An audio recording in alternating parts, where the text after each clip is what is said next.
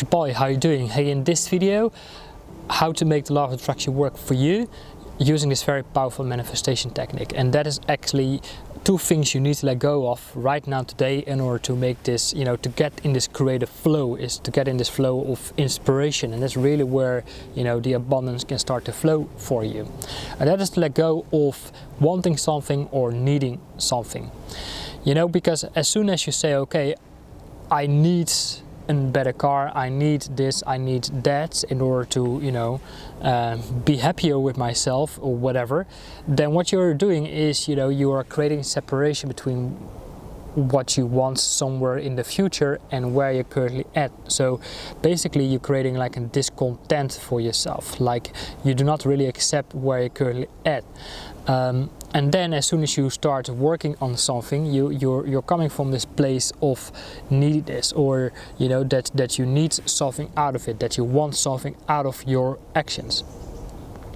Now that sometimes can work in a little bit. Maybe you can achieve something, some material things, but in the long run, you constantly feel like, okay, so once I go to the next one, then I will be happy, fulfilled and satisfied. And once you have done that, then you come up with a second thing that you need, and that is going to fill you up and stuff like that. So you keep spinning your wheels in a rat race, in a never-ending rat race of constantly needing something externally in order to fill yourself up. This is what humanity has been doing for centuries, and look what it has done to us as a species, and look what it has done to us, to the planets we live in. So of course you can say, okay, you know what, my life would be a little bit nicer or a little bit more comfortable if I had that nice car, or live in this nice house, or attract this type of partner in my life. But what is actually much more powerful is, of course, you can put it on a vision board, you can send it out, and maybe you can feel a sense of excitement, like, hey, if you look at this, you can feel excited. But also knowing and realizing that once you have achieved that excitement of achievements will probably only last for as long as it lasts, maybe a couple of days, maybe a couple of weeks, maybe a couple of months. But then if it was just about the achievement, the rewards, you will come up with another reward that has to fill you up. So it's more like, hey, like a recognition, like, hey, you know what, I am on the right path. So what is much more better to realize if you grow above this sensation of separation, because what you're currently doing, what you're constantly doing is create separation between where you're currently at. There's like a discontent, and maybe also a little bit of fear, like, okay, if I don't have these status symbols, then I do not belong to a certain type of social group or whatever. So we constantly need to identify ourselves with these achievements, rewards and status symbols in order to feel like a whole human being or whatever. So we are constantly creating separation between where we're currently at and where we want to be. And because we create a separation within ourselves, we create an intention in our daily actions, that we want something out of our work, that we need something out of our work, whatever that is what we choose to do. So everything that we choose to do, it always comes with a condition or with an expectation, like, hey, I do this and I expect this in return. If I do not expect this in return, then I start to sabotage myself. Then, fill in the blank. I made many videos about this. Also one of my latest one, which was about, I try to convince myself, which is also about conditions and expectations.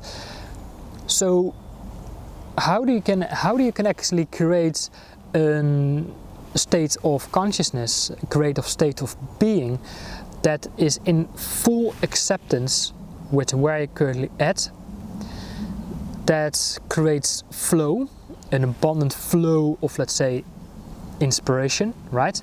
It's kind of like where your glass of water, is filling up with inspiration, and that kind of flows over to the world, where you get in that state of giving, making your contributions unconditionally and that creates like a wave, like a shock wave into the world, and that will attract opportunities into your life that kind of like came into your life through, let's say, synchronicities. Like you didn't really have to control it, right? You didn't really have to control it in order to, you know, let it come into your life, which is much more pleasant, and you know, you everything becomes more effortlessly. So that's really the beauty that I think we all want to work on at a deeper level, at our soul level. That's really what our soul wants us to remember, right? Because the mind gets in the way. It has this illusion of, you know, this linear dimension we are living. Like, okay, this is where I'm at, and this is where I need to be, and this is all that I need to do in order to get there and enjoy my rewards. This is kind of like this material third dimensional state of being, right? This illusion of separation and isolation between where we're currently at and where we want to be, this linear timeline. However, we can create in this higher state of being, this higher state of consciousness, that can ground these very beautiful synchronicities. And this is what our soul wants us to remember, that what we are at a deeper level is that we all want to be that tiny little drop of water that wants to feel connected with his ocean, and knowing that, hey, as long as I've served my ocean, this ocean of infinity will continue to serve me in everything that I choose to do. Let me give you a couple of examples, because, you know, of course, in my path, I also, you know, felt a victim to poverty consciousness and scarcity consciousness, where I needed to have control over my outcomes, and if I didn't have that control, I was not satisfying my feelings of unsafety and insecurity, and I was not really feeding my fears. So everything that I was doing was basically like fear based. Like, okay, I feel separated from, you know, my rewards, my recognition, or I wasn't even after recognition. I just wanted to get my needs met, of feeling safe, secure, and that everything was being provided. So I was really in that survival consciousness, and in order to get these needs met, you know, I had to influence people in a way that was very manipulative, right? Like, I could not really see how I could benefit you, so that's why I would use some sort of manipulation in order for you to see the benefits in the way I want to have it, you know. So it was like constantly like knocking on someone's front door, right? And if they didn't open, then I will find ways to knock on someone's back doors and get into the subconscious mind and try to influence them in a very manipulative way, and then I would get my reward, and hopefully then I would feel safer, secure, and stuff like that. So this is kind of where the majority of the people are at, is that, you know, we are constantly trying to, you know, influence each other in a very manipulative way in order for them to see the things in the way we see it. And, you know, that's how many of us start to feel lose touch with their own, let's say, true self, trying to figure out what it is that they want for themselves. So the biggest question, of course, the biggest journey, the biggest challenge we are on as a human species is to get in touch with what is it that truly inspires us, right? Is to tune in these insights, you know, these insights of inspiration that we can ground in this world, right? Combined with, of course, the practical matter, combined with the mundane matter, because it has to ground on a base, on a fundamental base, so it can, you know, people can receive it, right? So it's really learning to align yourself with, hey, wait a minute, you know, my gift is doing something that makes me feel very present, that I could do for my own enjoyment and an own satisfaction. So you create for your own joy of creating, and that is really what you continue doing, and that is basically filling up your own glass of water. And once your glass of water starts to fill up and start to flow over, then you create these ripples effects where you start to give and do your contributions, and then people see it, hey, you know what, that person doesn't need anything, I want that as well, I want to remember these aspects of myself as well, then they want to benefit from what it is that you have to offer, and that's how you create attraction, magnetism, right? Where you get in this state of love, right? And you are totally at peace with where you're currently at. And of course it would be nice if you can also experience these, you know, fruits of your labor and you still enjoy them, but it's not really longer so much your goal anymore. Your goal is much more living in the present moment and finding your satisfaction in just doing your thing, right?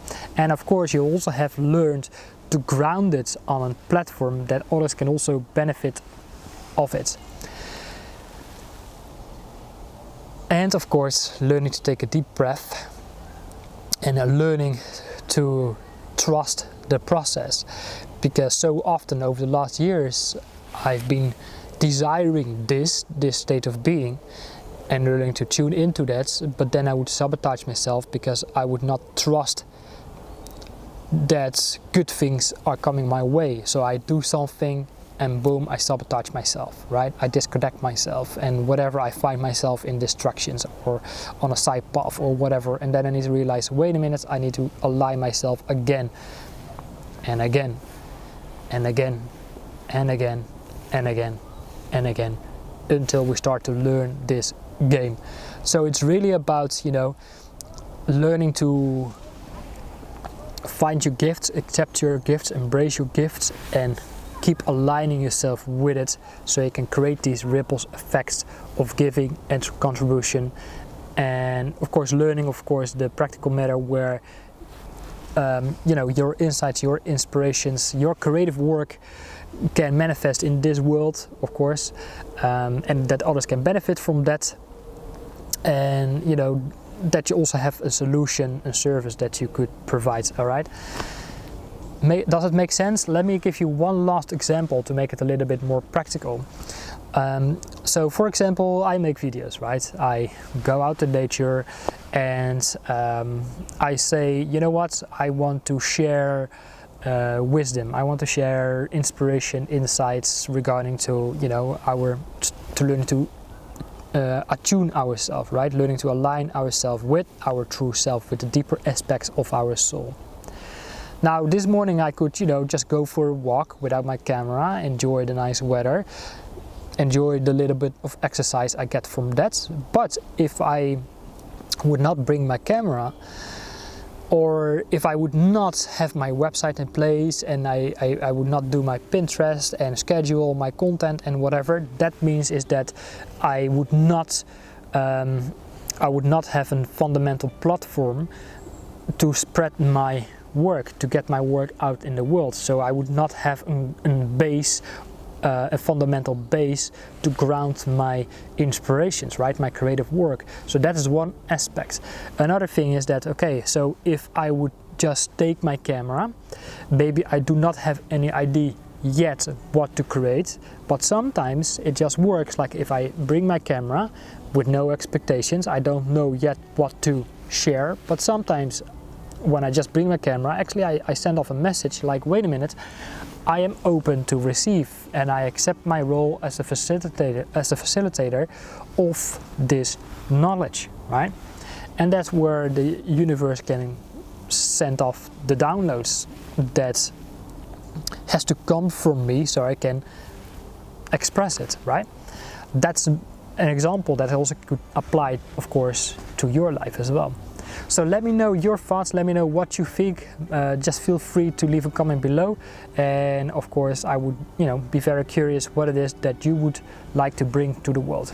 Just let me know, drop a comment below, and don't forget to subscribe as well. See you in one of my next videos. Take care for now, bye bye.